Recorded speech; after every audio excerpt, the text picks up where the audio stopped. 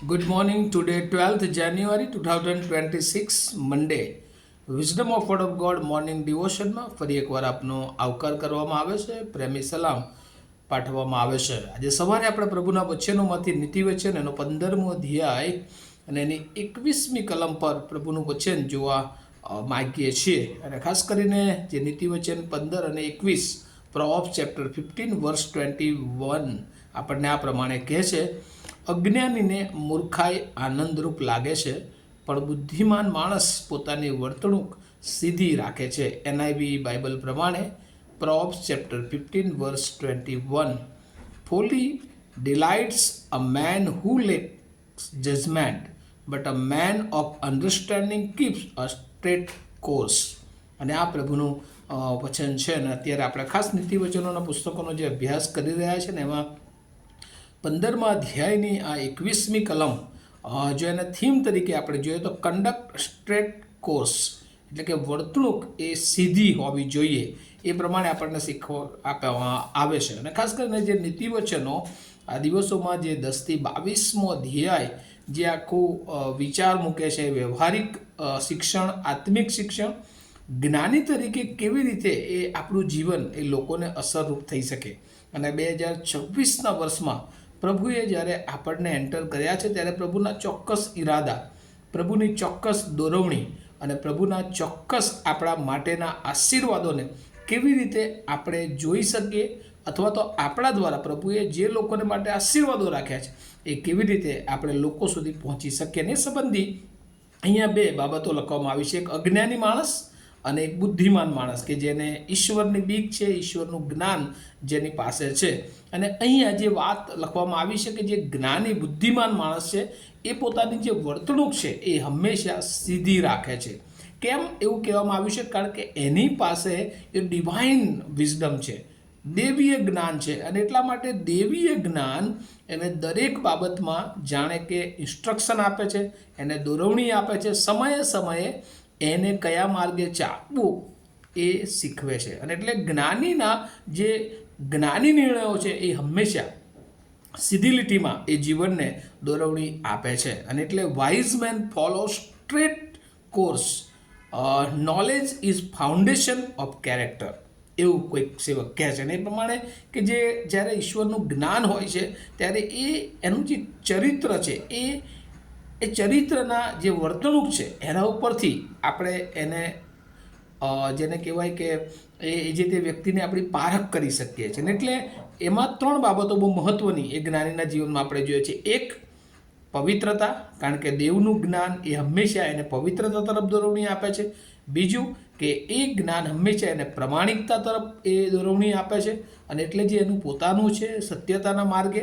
અને બીજું કે હંમેશા પારદર્શક, જે કંઈ કે એ કરે છે એ જાણે કે આરસી સમાન હોય છે. અને આ બહુ મહત્ત્વની બાબતો એ જ્ઞાનીના જીવનમાં આપણને જોવા મળે છે. અને ત્યારે આપણે વધારે એ પ્રભુની તરફ આપણો ઝુકાવ થાય છે, અને આપણા જીવન દ્વારા ઘણા બધા લોકો એ ઈશ્વરની સમક્ષતામાં એ આવે છે.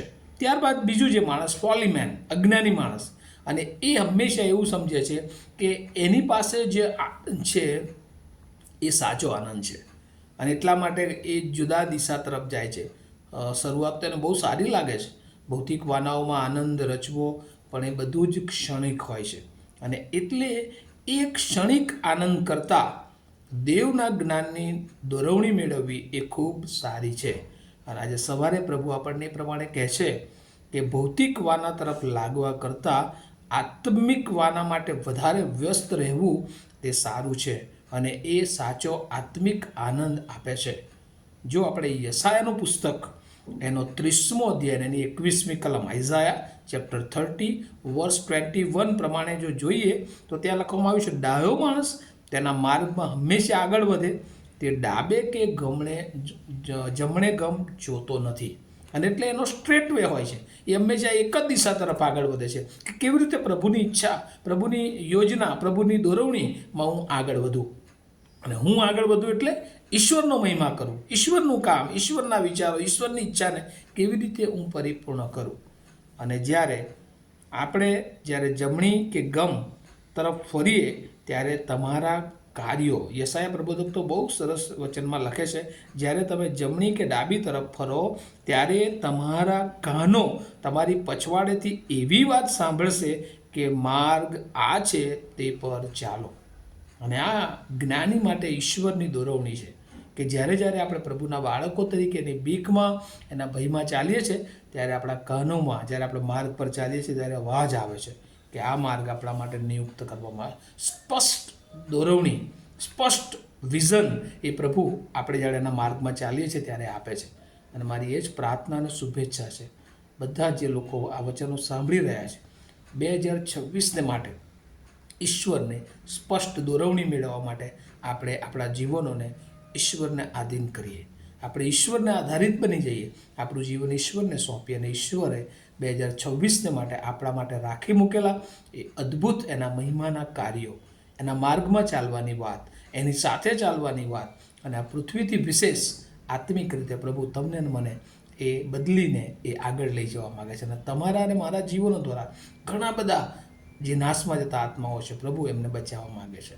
આપણે આપણી જાતને પ્રભુની સમક્ષતામાં મૂકીએ અને પ્રભુની હાજરીનો અનુભવ કરીએ અને પ્રભુનું જ્ઞાન પ્રાપ્ત કરીને આપણે હંમેશા સીધા માર્ગે આપણે આગળ વધીએ. આ વાતો સમજવાને માટે, આ વિચારો સમજવાને માટે, આ વચનો સમજવાને માટે અને સ્વીકારવાને પ્રભુ આપણે સર્વને કૃપા આપે. પ્રાર્થના કરીએ. અમારા જીવંત અને દયાળુ ઈશ્વર, આજે સવારે બહુ આભાર માનીએ છીએ અમે પ્રભુ અમારી વર્તણૂકમાં સીધા માર્ગે ચાલીએ અને એ તમારી ઈચ્છા તમે આ નીતિ વચન મારફતે અમને બતાવી છે. ઘણી બધી વાર પ્રભુ અમે જુદા જુદા માર્ગોએ ફંટી જઈએ છીએ, પણ 2026ના શરૂઆતના દિવસોથી તમે અમને દોરવણી આપો છો કે અમે સ્ટ્રેટ વે પસંદ કરીએ, જે તમારો માર્ગ છે, જે તમારી ઈચ્છા અને યોજનાનો માર્ગ છે, એ માર્ગે ચાલવાને માટે તમારું જ્ઞાન, તમારી બુદ્ધિ, તમારું ડાપણ અમને આપો. અમે સર્વ અમારા જીવનો તમારા હાથમાં સોંપતા મારી પ્રાર્થના ઈસુ પ્રભુના નામમાં સાંભળો, તેનો સ્વીકાર કરો. Amen. Have a nice day to all of you. Thank you.